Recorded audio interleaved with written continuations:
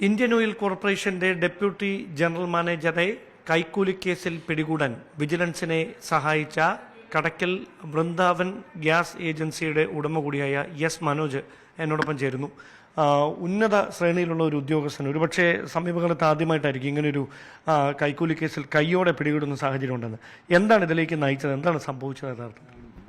Indian ഓയിലിൽ ഇദ്ദേഹം അല്ലാതെ വേറെ ആരും പൈസ വാങ്ങുന്നവരില്ല. ആരെയും ഒരു പാരിതോഷികം വാങ്ങുന്ന ആളും ഇന്ത്യൻ ഓയിലില്ല, ഇദ്ദേഹം മാത്രമേ ഉള്ളൂ. ഇദ്ദേഹം ഒരിക്കലും ഒരു ഡിസ്ട്രിബ്യൂട്ടറെ അടുത്ത് വിളിക്കുകയോ സംസാരിക്കുകയോ ചെയ്യേണ്ട ആവശ്യമില്ല. ഞാൻ 23 വർഷമായിട്ട് ഏജൻസി നടത്തുമ്പോൾ ഞങ്ങൾ എല്ലാവരും ഡിസ്ട്രിബ്യൂട്ടർമാരെല്ലാവരും സെയിൽസ് ഓഫീസറെയാണ് ബന്ധപ്പെടുന്നത്. അപ്പോൾ ആ ലെവലിൽ ചില സംശയങ്ങൾ ആ ലെവലിൽ തീരാത്ത മുകളിലുള്ളവരെ ബന്ധപ്പെട്ടാൽ അവർ സെയിൽസ് ഓഫീസറെ കോൺടാക്ട് ചെയ്യാനാണ് ഞങ്ങളോട് പറയുന്നത്. അതിനപ്പുറത്ത് അവരുമായിട്ട് സംസാരിക്കേണ്ട ആവശ്യം ഞങ്ങൾക്കുമില്ല, അവരത് എൻ്റർടൈൻ ചെയ്യാറുമില്ല. പിന്നെ സംസാരിക്കാൻ പറ്റുന്ന ഒരു ഡിസ്ട്രിബ്യൂട്ടേഴ്സ് മീറ്റിംഗ് ഒക്കെ നടക്കുന്ന അവസരങ്ങളിലാണ്, ആ സമയത്താണ് അടുത്ത് കാണാനും സംസാരിക്കാനും ഒക്കെ പറ്റുന്നത്. ഇല്ലെങ്കിൽ വ്യക്തമായ കാരണവും ആവശ്യമില്ലാതെ ഒരിക്കലും അവരാരെ സംസാരിക്കാൻ പോലും അതിൻ്റെ ആവശ്യം വരുന്നില്ല, കാണാനും പറ്റില്ല, അവരത് അനുവദിക്കത്തില്ല. ഇദ്ദേഹം ഈ 2013, 12, 14 കാലഘട്ടത്തിൽ കൊല്ലം പ്ലാന്റിൽ, എൻ്റെ ഓർമ്മയാണ്, ഇത്രയും വർഷമായതുകൊണ്ട് എനിക്ക് 10-20 ദിവസം പ്രായമായപ്പോൾ ഓർമ്മയും കുറച്ച് കുറവാണ്.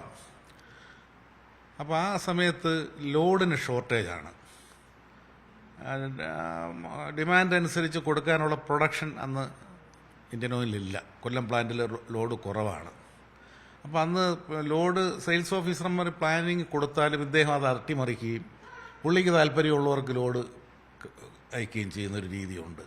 അപ്പോൾ പുള്ളി ലോഡിന് വിളിക്കുമ്പോൾ പറയും, നിങ്ങളിങ്ങനെ ഫോണിൽ വിളിച്ചാൽ പോരെ, ഇടയ്ക്കൊക്കെ ഒന്ന് കാണണം, ഇങ്ങനെ ഫോണിൽ വിളിച്ചാൽ പോരെ, ഇടയ്ക്കൊക്കെ ഞങ്ങളൊക്കെ ഒന്ന് കാണണമെന്ന് പറയും. അങ്ങനെ ആണ് ആ ഒരു ബന്ധം തുടരുന്നത്. പുള്ളി തന്നെ അതിനുള്ള വഴി ഒരുക്കി അങ്ങനെ പുള്ളിയിലോട്ട് ഞങ്ങളെ അടുപ്പിക്കുകയും പുള്ളിയുടെ ആവശ്യങ്ങൾ നടക്കുന്നതിനനുസരിച്ച് നമ്മളെ കൊണ്ടുപോവുകയാണ് പുള്ളി ചെയ്യുന്നത്. അന്നൊക്കെ ഇങ്ങനെ 10,000, 5,000 ഒക്കെ ലോഡ് കിട്ടുന്നതിന് വേണ്ടി വാങ്ങും.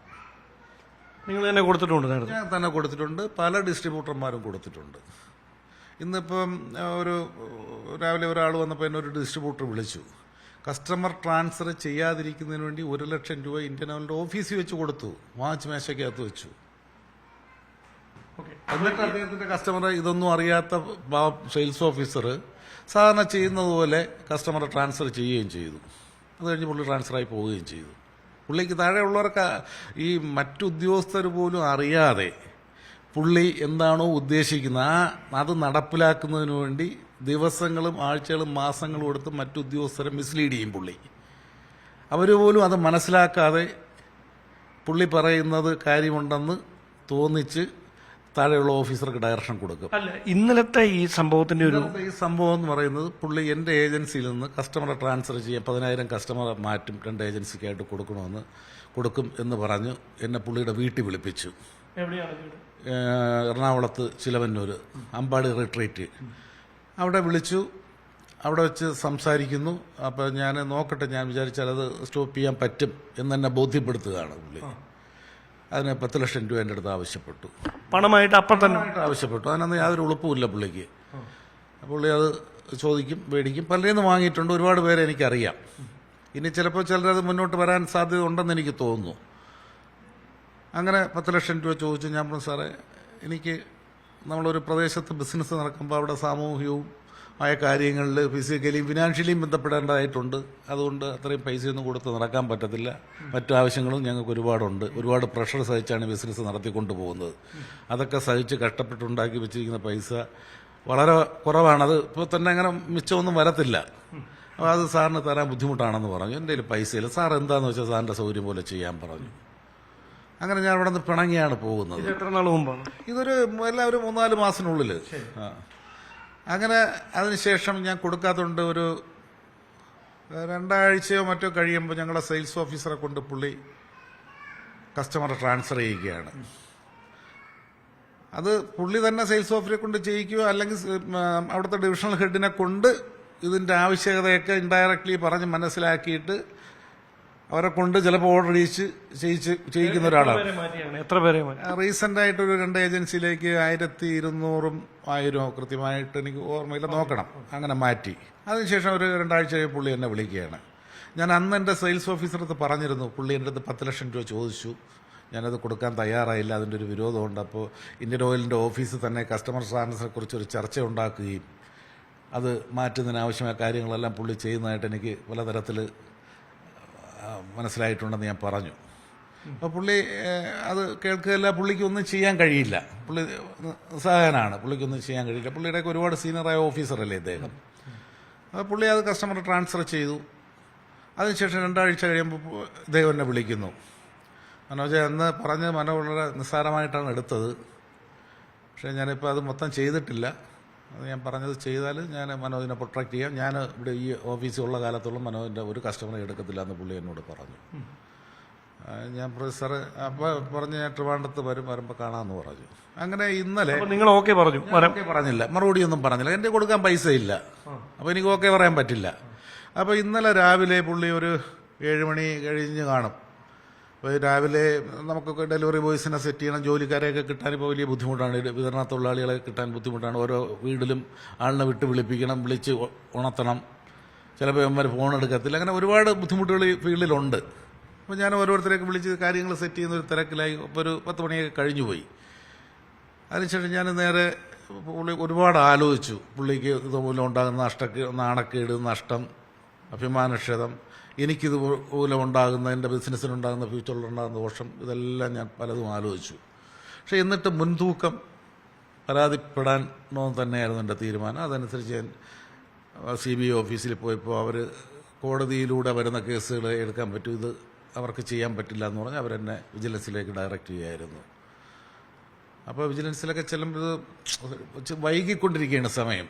നമുക്ക് പെട്ടെന്ന് ചെന്ന് പറഞ്ഞ് ഒരാളെ അങ്ങനെ ചെയ്യാൻ പറ്റില്ല. ഒരു 1-2 ദിവസത്തെ തയ്യാറെടുപ്പെങ്കിലും മിനിമം വേണമെന്നാണ് ഞാൻ പലയിടത്തും ആലോചിച്ചപ്പോൾ എനിക്ക് മനസ്സിലാക്കാൻ കഴിഞ്ഞത്. പക്ഷേ ഞാൻ എൻ്റെ ബുദ്ധിമുട്ടുകളും കാര്യങ്ങളും എല്ലാം അവരെ പറഞ്ഞ് മനസ്സിലാക്കിയപ്പോൾ അവരുടേതായ രീതിയിൽ ഒരു അന്വേഷണം നടത്തി ഇതിനകത്ത് പറഞ്ഞതിൽ പല സത്യമുണ്ടെന്ന് മനസ്സിലായത് കൊണ്ടാണ് അവർ സഹകരിച്ചത്. ഒരുപാട് അവർ ബുദ്ധിമുട്ടി കഷ്ടപ്പെട്ടു, അവരുടെ ഒരു എഫർട്ട് വളരെ വലുതായിരുന്നു. അല്ല, അതല്ല, ഇവിടെ വരുമ്പോൾ ഈ സമയം പറഞ്ഞിരുന്നു എപ്പോഴെഴുത്തുന്നില്ല. അതിനുശേഷം പുള്ളി, ഞാൻ ഒരു പ്രാവശ്യം വിളിച്ച പുള്ളി പറഞ്ഞു ഞാൻ മീറ്റിങ്ങിലാണ്, അങ്ങോട്ട് വിളിക്കാമെന്ന് പറഞ്ഞു. പുള്ളി പെട്ടെന്ന് കട്ട് ചെയ്യും, കാരണം പുള്ളിക്ക് ഇപ്പോൾ വളരെ വിജിലൻ്റാണ് പുള്ളി. അങ്ങനെ ഞാൻ പിന്നെ വിളിച്ചില്ല. ഒരു 6 മണിയാകുമ്പോൾ എൻ്റെ വൈഫ് വിളിക്കുന്നു, അദ്ദേഹം നേരെ വീട്ടിൽ വന്നു. അപ്പം ഞാൻ അവരോട് പറഞ്ഞിരുന്നു, അവസാന നിമിഷം വിജിലൻസിനോട് ഞാൻ പറഞ്ഞു, അവസാന നിമിഷം പുള്ളി ലൊക്കേഷൻ ചേഞ്ച് ചെയ്യുമെന്ന് ഞാൻ പറഞ്ഞു. ചിലപ്പോൾ ഹോട്ടലിലായിരിക്കും, ചിലപ്പോൾ മറ്റെവിടെയെങ്കിലും വരാൻ പറയും. അതുകൊണ്ട് കൃത്യമായി എവിടെ വെച്ചിട്ട് ഇത് കൊടുക്കാൻ പറ്റുമെന്ന് എനിക്ക് ഉറപ്പില്ല എന്ന് ഞാൻ പറഞ്ഞു. പുള്ളി പലപ്പോഴും അങ്ങനെയാണ് ചെയ്യുന്നത്, കാര്യങ്ങൾ പ്ലാൻ ചെയ്യുന്നത്. ഞാൻ പുള്ളിയുടെ വീട്ടിൽ റീട്രീറ്റിൽ ഞാൻ 3 പ്രാവശ്യം പുള്ളി എന്നെ അവിടെ വിളിച്ചിട്ടുണ്ട് എറണാകുളത്ത്. ചെല്ലുമ്പോൾ എൻ്റെ ഫോണും ബാഗും ഒക്കെ പുള്ളി വാങ്ങിച്ചവിടെ വയ്ക്കും. അതിനുശേഷം വില്ലയാണ് 2 സൈഡിൽ, ആ ഫുട്പാത്തിലൂടെ ഇങ്ങനെ നടന്നാണ് സംസാരിക്കുന്നത്. അത്ര ശ്രദ്ധാലുവാണ്. പക്ഷേ പുള്ളിയുടെ ഭാഗത്ത് 100% തെറ്റുള്ളത് കൊണ്ട് തന്നെ ദൈവഹിതം പുള്ളിക്കെതിരായിരുന്നു. അല്ല, അങ്ങനല്ല ഞാൻ ചോദിച്ചത്. അദ്ദേഹം ഇവിടേക്ക് വരുന്ന കാര്യം ഉദ്യോഗസ്ഥരെ കൃത്യമായി എങ്ങനെയാണ് നിങ്ങൾക്ക് ഇൻഫോം ചെയ്യാൻ പറ്റിയത്? അപ്പോൾ ഇവിടെ വന്ന് എൻ്റെ വൈഫ് എന്നെ വിളിച്ചു, ഇങ്ങനെ അലക്സ് സാർ വന്നു. അപ്പം ഞാൻ വൈഫിനെ അറിയില്ലായിരുന്നു. വൈഫിനെ അറിഞ്ഞാൽ വൈഫ് സമ്മതിക്കത്തില്ല. അതുകൊണ്ട് എൻ്റെ വൈഫിനോടും മോനോടും ആരോടും ഞാൻ പറഞ്ഞിരുന്നില്ല.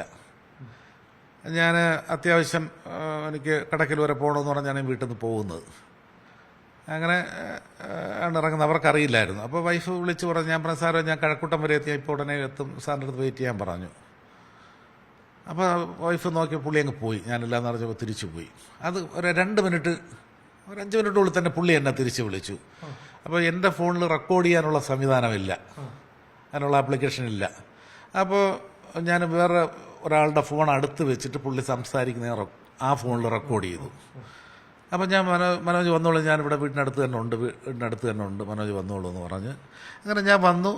ഞാൻ കവടിയാറിൽ സിഗ്നലിൻ്റെ അവിടെ എത്തിയപ്പോൾ ഞാൻ പുള്ളിയെ വിളിച്ചു. അപ്പോൾ ഞാൻ മനോജിൻ്റെ വീടിൻ്റെ ഫ്രണ്ടിലുണ്ടെന്ന് പറഞ്ഞു.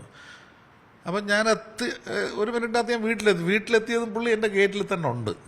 അങ്ങനെ ഞാൻ വണ്ടിയിൽ നിന്ന് ഇറങ്ങിയപ്പോൾ ഞാൻ ഈ പൈസ 500 കെട്ടാണ് വെച്ചിരുന്നത്, പൊതിഞ്ഞിട്ടില്ലായിരുന്നു.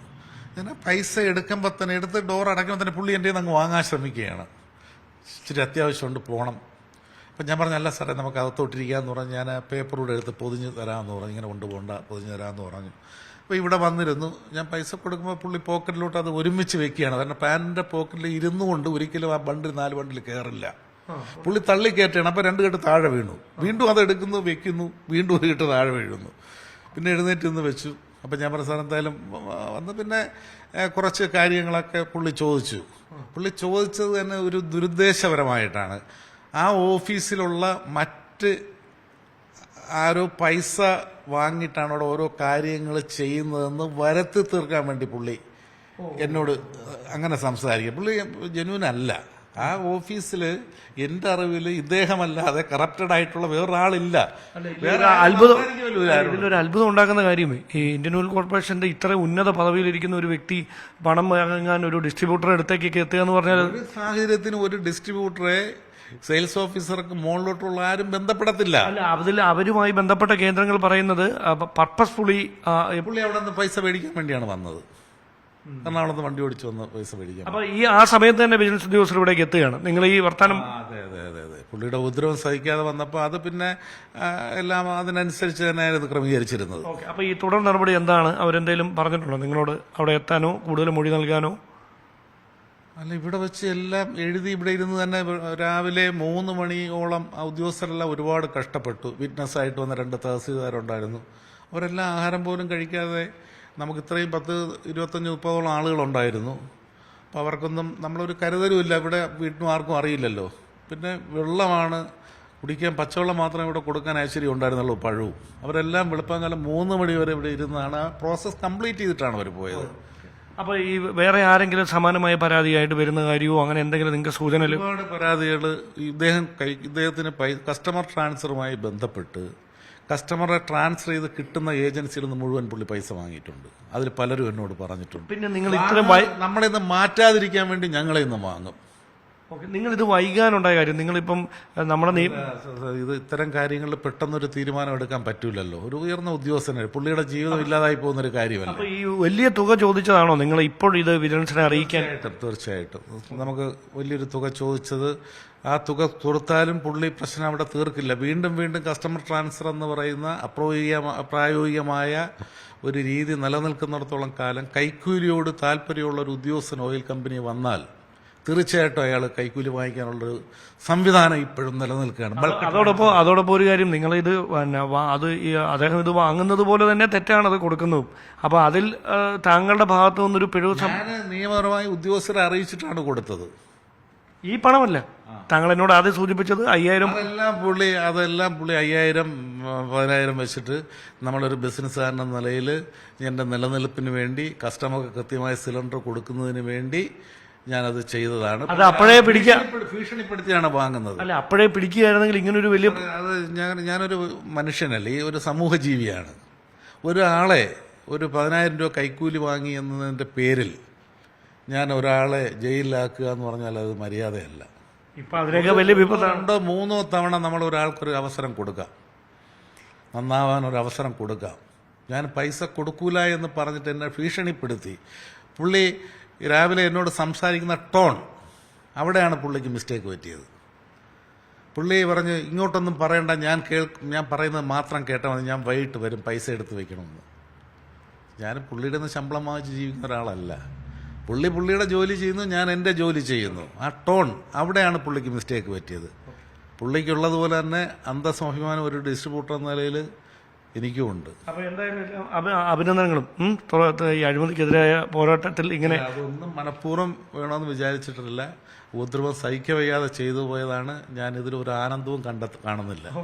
അപ്പോൾ എന്തായാലും അഴിമതിക്കാരായ ഒരുപാട് ഉദ്യോഗസ്ഥർക്കുള്ള ഒരു മുന്നറിയിപ്പ് കൂടിയാണ് മനേജിന്റെ ഭാഗത്തു നിന്നുണ്ടായിരിക്കുന്ന ഈ നടപടി. കൃത്യമായ നിരീക്ഷണത്തിലൂടെ ആർക്കും അഴിമതിക്കാരായ ഉദ്യോഗസ്ഥരെ ഇങ്ങനെ വിജിലൻസിന്റെ പിടിയിലേക്ക് കൊണ്ടുവരിക എന്നതിന്റെ ഉദാഹരണമായി മാറുകയാണ് മനോജിന്റെ വീട്ടിൽ നിന്ന് ഇന്ത്യൻ ഓയിൽ കോർപ്പറേഷന്റെ ഉന്നത ശ്രേണിയിലെ ഒരു ഉദ്യോഗസ്ഥനെ കൈയോടെ പിടികൂടാനുണ്ടായ ഒരു സാഹചര്യം. ക്യാമറമാൻ സി വിനോദിനൊപ്പം ഡാൻ കുര്യൻ, ന്യൂസ് 18.